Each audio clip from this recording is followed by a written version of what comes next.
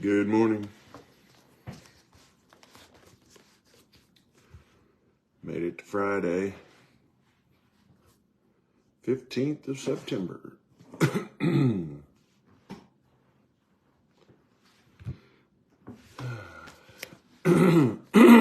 Halfway through September today. Was sounding kind of like a war zone here at our house yesterday. There were 3 different houses here on our block that they were doing shingles. A lot of banging going on. I think a couple of them got it done. They're going to do ours Tuesday, I think. So I'm not sure what I'll do Tuesday. I may have to do the devotions at the church that day. So it's going to be a little noisy here, I'm sure. So it's amazing how quickly they can get one done. It takes them about just a full day, and they're able to get it completely done. So we shall see. Joel, how is your mother-in-law doing? Like to know how she's doing. Everything else, I think, is headed the way it should. Guys, don't forget, tomorrow we have men's prayer breakfast at 8 o'clock. Ladies, you have a Bible school. You have your ladies' Bible study and luncheon today at 11. Teresa, are they doing one tonight also? That one's at 7. So if you can make one of those, I know it's a blessing. That's really grown. It's good to see so many of you coming together and so other than that, I don't know of any news, just the train wreck going on in DC. Yeah, I don't know. Man, they can't even keep their own personal lives in order. How in the world do they think they're ever competent in running a country? I did see Pelosi has decided she has to run again. 82 years old. Needs to beat some term limits somewhere. But don't think that'll ever happen. So we'll, yeah. Anyway, I have zero confidence in our government, but I have all confidence in God. And whatever you're going through, whatever the challenges are, I can tell you that God is capable of bringing things around and using them for His good. And so let's just make decisions that will bring honor and glory to Him, right? And live for Him. We have to. I tell people this all the time. There are times in our lives where it has to be a complete lifestyle change in your life, and it is difficult sometimes. You know, it is difficult at times to put God first, but you must put God first. If you're a believer, then God will not sit back and be second place, third place, fourth place, or fifth place. God will be first place in your life. And if you don't allow Him to be first place, then it is not going to work. And God is going to allow certain things in our lives to make us realize that we are in these messes because of our own bad choices and decisions. And God is telling you that get things right and do things right, and He will have that place in His life, in your life, where it needs to be. And that's for all of us. I'm reminded of this in my life daily, that I must keep Him first and keep Him there. People rely on that. I mean, people depend on you guys being faithful and your family, your community, whether they want to admit it or not. Our church, that we are the ones that hold it all together, and we encourage everyone to keep God first, and so let's do that. And don't let the chaos of this day get the best of us. Look what it says. I was reminded of this morning in Psalm 59, verse 8. But thou, O Lord, shall laugh at them. Thou shalt have all the heathen in derision. Look, you ever given thought? We sometimes look at the world and we think, man, these unbelievers are winning.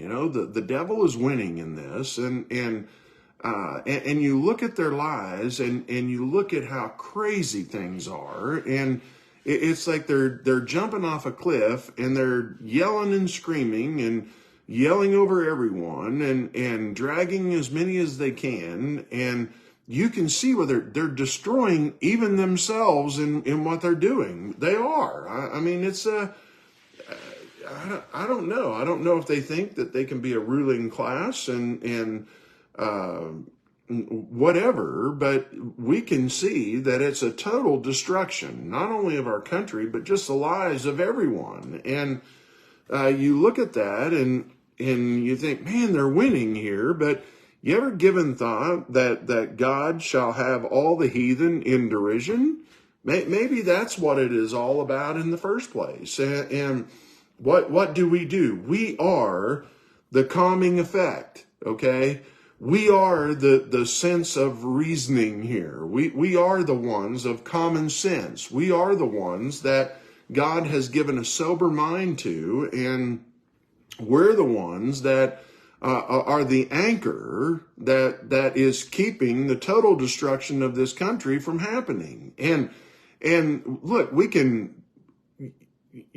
need to reprove the evil works of darkness. And yes, we need to stand up against some of the social things that are going on. But the biggest way that we do this is keep living for God and keep God first in our lives. And then it says in verse 9, because of his strength, God's strength, will I wait upon thee, for God is my defense. I mean, let's do that, and let's make sure that God is right where he needs to be in our lives. That's the only thing that we can control, okay? We need to reprove things that are wrong, but how do you change it? Well, you change it, first of all, by letting God change you. And then you go out and you win people over to your side. How do you win people over to your side? You don't go and argue with a fool. You don't go and argue about their politics. What you do is you start showing them Jesus and let Jesus change their heart.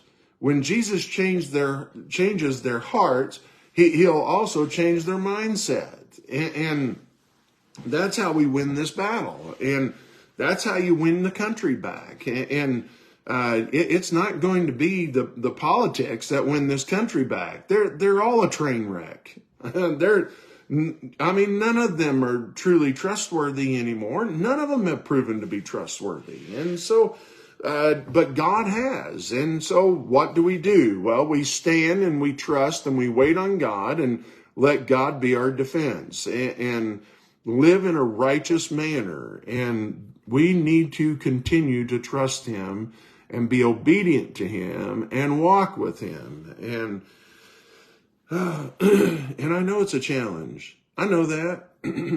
But that is exactly what we need to do. I think one of the most frustrating things as a pastor, you can lay it all out. I wrote this little booklet and we're retyping it and reworking it right now.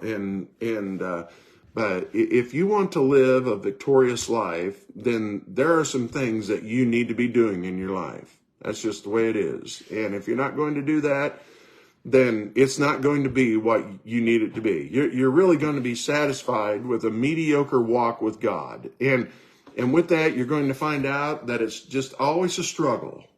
all day long, every day. You're just going to continue to struggle with all the things going on, and it's not the way God wants you to live, and it's not the way He wants me to live. And so we need to give it all to God and trust Him and walk with Him and do what He tells us to do and live the pattern that He has laid out for us. And so,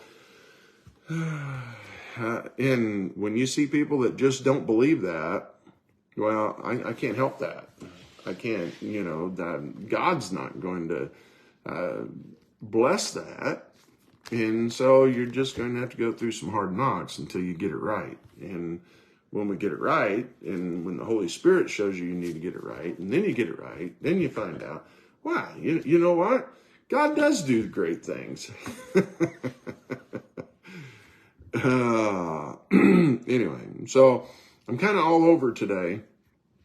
So I was reading this, and so that's my first thought, okay? Second thought was in Proverbs 23, and boy, this goes totally against society. But this is where we're at with our kids today, too. Proverbs 23, 13 and 14. Withhold not correction from the child. Correct your child, okay? Rebuke your child. Reprove your child. Instruct your child. Discipline your child. Our children need to know that there are boundaries. There is right and there's wrong. I don't care what society says. We need to be concerned about what God says in our society. And our kids need to know there is a right and there is a wrong. And so withhold not correction from the child, for if thou beatest him with the rod, he shall not die. People can get mad all they want to, but when your children are little, there are times when they need spanked. That's just a fact, and it's biblical. And it goes on.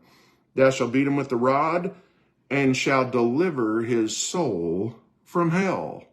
We have listened to the anti-God mantra for so long, and people come out and now they're afraid to discipline their children.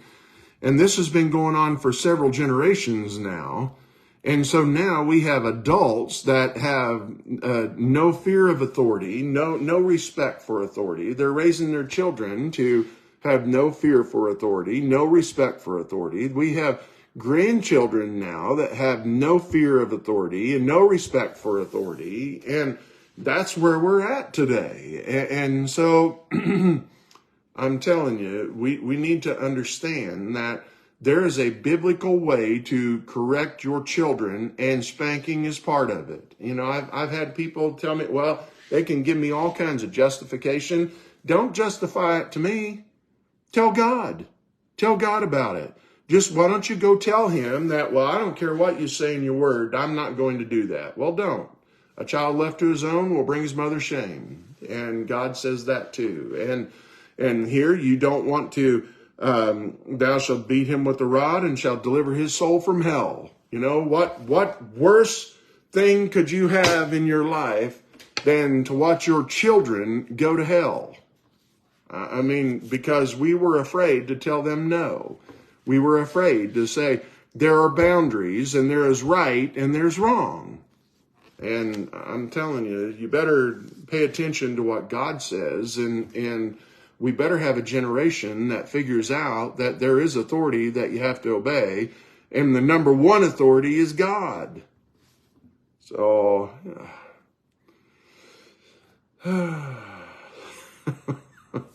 you know what I found in ministry? You want to tick people off. The quickest way to do it is preach about the children and what you ought to be doing with them. And people get all highly offended so quickly. But the word is the word, and God knows. God made us all. He's our creator, and He knows what we need. And so spanking that child is not a bad thing. And abusing that child is a bad thing. Spanking is not a bad thing, and spanking is not abuse. And I don't care what the Division of Family Services says. And so I don't care what the government says. Don't care what culture says. We need to care what God says. And sometimes your beautiful little, perfect little children need their butt beat. No excuse. God doesn't lay out any reasons why not to. Okay? He just doesn't. He just says this is what you need to do. And when God says it, God expects you to do it. And so sometimes hard to take, but that is exactly what we need. All right? So a couple other things. I was in Galatians, like I said, and kind of all over today. Two different things. First of all, in Galatians 2, 11 through 16, we see the importance of accountability. And it tells us, but when Peter was come to Antioch, I withstood him to the face because he was to be blamed. For before that certain came from James, he did eat with the Gentiles, but when they were come, he withdrew and separated himself, fearing them which were of the circumcision. So Paul had been sent to the Gentiles. Peter had been sent to the Jews, right? Well, there were times where Peter was sitting down eating with the Gentiles, but then when the Jews showed up, he separated from the Gentiles and spent only time with the Jews and was looking down on the Gentiles. And well, Paul called him out on it. Said, look, the ground is level at the cross here, Peter, and you need to remember that. And the other Jews dissembled likewise with him, insomuch that Barnabas also was carried away with their dissimulation. And so now even Barnabas, who had been walking with Paul, had said, ooh, maybe we do need to separate from this. And so Peter's disobedience was causing the disobedience of others. But when I saw that they walked not uprightly according to the truth of the gospel, the truth of the gospel is that he'll save anyone. And it doesn't matter who they are. And remember yesterday, we're not, God or Paul said, I'm not going after your things, I'm going after you. And the gospel wants to save you. And it's not about who you are or what you have. It's all about your heart and God wanting your heart. And same way here. And I said unto Peter before them all, if thou being a Jew livest after the manner of Gentiles, and not as do the Jews, why compellest thou the Gentiles to live as do the Jews? We who are Jews by nature and not sinners as of the Gentiles. But then this is what he says, knowing that a man is not justified by the works of the law, but by the faith of Jesus Christ. Even we have believed in Jesus Christ, that we might be justified by the faith of Christ, and not by the works of the law. For by the works of the law shall no flesh be justified. Look, never are you ever going to get there in heaven by your works. It's not going to happen. The only way you're going to get to heaven is by your faith in Jesus Christ, the sacrifice for your sins. And so here, and that's what makes it all even. Doesn't matter who people are. This elitist attitude that our government is trying to push and making them think that they are something special. Those people that are in D.C. are a representative of the American people. They're a servant of the American people. They aren't some high-class society that has joined some elitist program that rules over and will dictate to the American people what they are to do. They're a representation of the people, a servant of the people. And so, and we have gotten into this communistic, socialistic idea that there is a ruling class, just like China, just like Russia, just like all of these other anti-God, heathenistic nations, and that's all wrong. It's nothing biblical about that whatsoever. Whenever we came out during COVID and said that there were those that were essential, that is the most heathenistic, unbiblical, ungodly thing that could have ever been allowed to take place in the United States of America. Trying to tell us that there are some people that are more important than others. No, there's not. No, there's not. The ground's level at the cross, and everyone is essential. Jesus Christ died for the soul of every person here. And that was ungodly, unbiblical, and truly straight from hell. And worse than anything else that they did was that and trying to tell us that. And so what do we do? Well, Paul goes on. So he called them out. You know what I see in this? Accountability is a good thing. So many people don't want to have any kind of accountability. You know, I deal with couples who are having problems and you know, at different times. And one will say, well, you know, my spouse is just always constantly watching me or whatever, and I don't feel like I have any freedom. Well, you shouldn't, okay? Don't be offended if your spouse wants to know where you are. Don't be offended if your spouse wants to see what's on your phone. Don't be offended if your spouse needs that security to know that you are trustworthy, okay? I mean, I don't know, what is it that you got to hide, you know? Are you going to be offended if your spouse picks up your phone, starts scrolling through it? I mean, I don't understand that. And accountability is a good thing. And we need that because you know what? Sometimes we get off into left field and somebody that loves you might come along and say, hey, you're out here in left field and you need to get back where you need to be. I don't know, man. We have people wanting to hide all kinds of stuff. You can't hide anything from God. So quit trying to hide it from your spouse or quit trying to hide it from your friends, all right? Accountability is a good thing. Paul held those guys accountable. Guess what? They got things right. And they did it right after that. So we're not politicians, okay?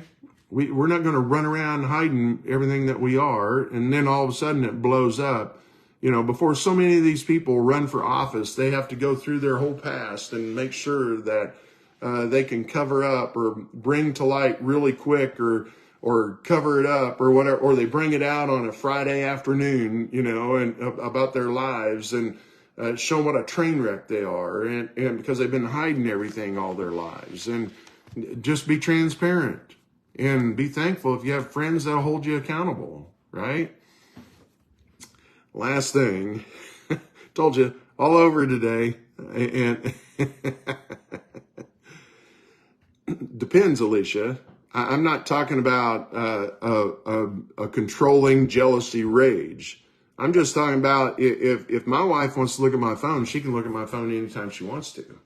I have my the location services on where my kids, if they want to know where I'm at, they can see right where I'm at. I'm not going to hide that. I'm not going to. There's a weakness there, and you have to, you know, there's discernment in some of that. I'm not talking about that. I'm just talking about people that want to hide things and don't want anybody to know where they are. Don't hide that. And so, I mean, you got to justify everything, but that's not the relationship I'm talking about. I'm talking about a healthy relationship where somebody's just trying to keep you accountable. And there's nothing wrong with that whatsoever. And so, and then the last thing, Galatians 2:20, I am crucified with Christ. Nevertheless, I live, yet not I, but Christ liveth in me. And the life which I now live in the flesh, I live by the faith of the Son of God, who loved me and gave himself for me. I do not frustrate the grace of God. And so, what do? Well, our lives today, we ought to live in a way that we have nothing to hide. And matter of fact, our lives today are, we are to live them for God. That's what he's saying. And the life that I live in the flesh, I live by the faith of the Son of God. Nothing to hide, right? And I'm not going to go out frustrating the grace of God by living like a reprobate, telling everybody that I'm saved. And so here we see that. So we live by the faith of the Son of God, and let's go out and nothing to hide, right? That's all I'm saying. I mean, we don't have anything to hide. Let people be able to be an open book, you know. And somebody comes in and wants to audit you, let them. Nothing to hide. And why? Because my life, open book, just want to serve God. Do I fail? Yes, I do. Have I gotten those things right with God? Yes, I have. And so You can't bring up something that's under the blood. All right. Well, you can try, but God's not going to. And so let's just live in a pure, sensible way. And you know what you find? You just find that you start making a difference. You start making a difference in your life, in your family's life, in those around you. And you just find God to do something great. And that is how we change the world. We might not be able to change the entire world, but God can use us to change someone's world. And so let's do it, right? And prayers to the Weiser family. I'm not sure who that is, Todd, but it sounds like something not good has happened. So pray for the Weiser family. And good to see everybody on here. Love to see you Sunday. You know, our numbers have kind of fallen off a little bit. Our summer numbers haven't come back, you know, to the fall numbers yet. Usually fall, they jump back up. Not sure what's going on here. I think people are slacking a little bit. So let's go out. Let's reach out to people and encourage them to be in the house of God on Sunday, and give God all day Sunday. That's his day. Let him have it, and worship him and walk with him, and just find he's worthy of all. So men, don't forget, men's prayer breakfast tomorrow morning at 8. Don't forget, ladies, you have the Bible study luncheon, and also at 7 o'clock tonight. So God bless you guys.